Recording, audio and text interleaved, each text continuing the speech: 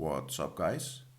Today is day 113 of Deadlift Everyday, and today I wanted to talk about getting more out of your dips, because besides squats, this is probably the exercise on which the most people cut their depth on. And that is to their own detriment, because we all know that in order to facilitate the most growth, muscles have to be trained at longer muscle lengths. And what do you do when you cut depth? Well, you guessed it right. You train the muscles at a shorter muscle length. So the first thing you have to do is go deeper. Try to get at least the shoulder joint below the elbow joint, much like the squat, where you want the crease of your hip below the top of your knee. If going deeper hurts your sternum or your shoulders, try leaning forward a little more. What this does is shift more weight towards the chest, taking some pressure off the shoulders. An added benefit of this technique is that people can often also lift more weight this way. A win-win situation, if you ask me. Now, the way I determine if my dips are deep enough is by paying close attention to the stretch in my muscles. When I first start descending into the movement, I can feel my pecs stretching. And this sensation continues until I reach near to full depth, where my body starts slightly shifting backwards. And this is when I start to feel a huge stretch in my triceps. This is also the point where I press up again, as I know I have reached proper depth.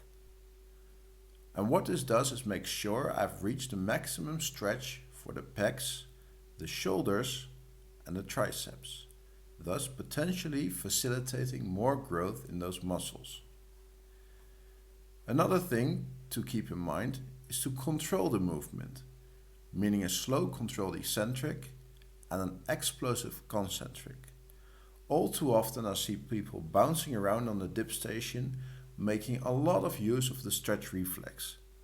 And while that is great if you want to get a lot of reps in, it is not so great if you want to actually stimulate the muscles being used, because you are literally not using half of the range of motion.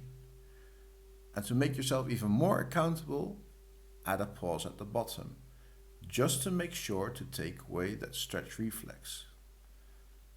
Another mistake I often see with people that are training for hypertrophy is that they don't actually go close to failure. They just stay with their own body weight, do a lot of reps, but never really push their sets towards failure. To solve that issue is to just add some weight via a dipping belt or a weight vest. I'd say do most of your sets in the 4 to 8 rep range at an RP of 6 to 10 if hypertrophy is your goal. Occasionally doing sets of 1 to 3 reps and occasionally going above 8 is fine.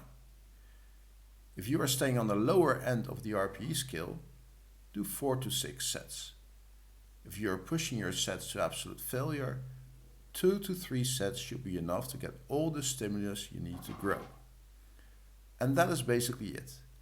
If you apply these 3 things to your dips, the difference in your results will be night and day. So give it a try.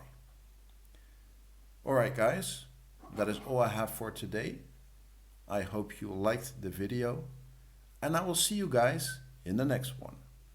Peace.